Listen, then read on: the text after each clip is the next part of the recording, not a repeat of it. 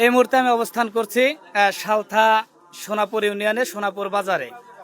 আমি দেখতে পাচ্ছি যে রিক্সা প্রতীকের প্রচার চলছে ধলাউজুরের পক্ষ থেকে। আমরা এক দোকানে কথা বলবো এক ভাইয়ের সাথে। ভাই, আমরা জানতে চাচ্ছি যে আপনার সোনাপুরে ইউনিয়নের ভোটারদের মাঝে কি কৌতূহল সৃষ্টি হয়েছে এবং ভোটারদের অবস্থান যদি আপনি একটু পরিষ্কার করতেন। জি, আলহামদুলিল্লাহ, আপনার প্রশ্ন চমৎকার প্রশ্ন। ভোটারদের মাঝে এত সুন্দর উচ্ছ্বাস, এত সুন্দর আনন্দ বিরাজ করতেছে যে বিগত পিছনে দীর্ঘ 3-4টি নির্বাচনে মানুষ ভোট দিতে কেন্দ্রে যেতে পারে নাই। ভিতরে আতঙ্ক ছিল, ভয় ছিল। এই বছরে আলহামদুলিল্লাহ আমাদের শুধু সালথা নগরকান্দা সারা দেশেই ভোটারদের ভিতরে একটা আনন্দ উৎফুল্লিত ফিলিংস করতেছে যে আমরা কেন্দ্রে যাব, স্বতঃস্ফূর্তভাবে ভোট দিব। এবং বিশেষ করে সালথা নগরকান্দা আলিমুল আমাদের ঘাঁটি, এখানে শাহ মোহাম্মদ আকরাম আলী ধলা হুজুর আমাদের পরিচিত একজন মুখ, এবং ইনার জন্য সকল মানুষের আশা আকাঙ্ক্ষা এবং দোয়া এবং ভোট দিবে এই আনন্দ সকলের ভিতরে বিরাজ করতেছে।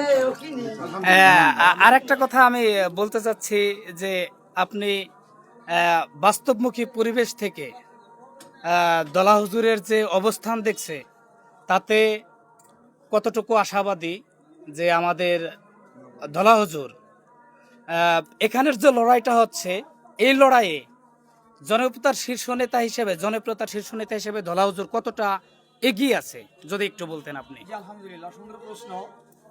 ধলা হুজুর আগায় আছে শুধু আমার আপনার মুখের কথাই না, আপনি আমার একার সাক্ষাৎকার এখানেই না, আপনি একটু বিচারণ করলে এলাকার ভিতরে, গ্রামের ভিতরে, বাজারে দেখবেন যে জরিপের ভিতরে আলহামদুলিল্লাহ 80% ধলা হুজুরের দিকে মানুষ সমর্থন এই জন্যই জিতেছে, কারণ সে একজন ব্যক্তি। আমরা ইতিপূর্বে নির্বাচনের মাঠে এত সুন্দর যোগ্য প্রার্থী, যোগ্য ব্যক্তি পিছনে কোনোদিন পাবো বা পাইছি বা সামনে পাবো এরকম আশাই করা যায় না। এই ক্ষেত্রে ধলা হুজুরের প্রতি মানুষের যেই পরিমাণ ভালোবাসা, এটা মুখে আমি ব্যক্ত করতে পারছি। আর ভোটারদের সম্পর্কে আপনি যদি কিছু বলতেন, সালথা নগরকান্দা সর্বস্তরের জনগণের প্রতি আপনার যে একটা আহ্বান থাকবে ধলা হুজুরের পক্ষ থেকে যদি কিছু আপনি বলতেন। ইনশাআল্লাহ, ভোটারদের প্রতি একটা আহ্বান আমার যে আমি দীর্ঘ এই নির্বাচন কেন্দ্র করে মোটামুটি এলাকার ভিতরে ঘুরতেছি এবং সেই পরিবেশে যা পাইতেছি, মানুষের ভিতরে যেই ভালোবাসা, যেই অবস্থা, যে আস্থা, ভোটারদের ভিতরে কিছু কিছু সময় একটু মানে অনুশোচনা বোধ হয় যে অনেক সময় মানুষ একটু সংকোচ বোধ বলতে যে ভোট দিতে পারবো কি পারবো না, পিছনের কথা মানুষ তুলে ধরে। আলহামদুলিল্লাহ, প্রশাসন এবং আমাদের জনবল, আমাদের যে দৃষ্টিভঙ্গি, যে কথাবার্তা, আমাদের যে প্রার্থীর যে চলন বলন, যে তার যে আচার আচরণ, এই ক্ষেত্রে মানুষ আশাবাদী এবং আশ্বাস্ত পাইতেছে যে না, ভোট কেন্দ্রে ভোট দিতে পারবো এবং ভোট আমরা আমাদের ভোট রক্ষা করতে পারবো।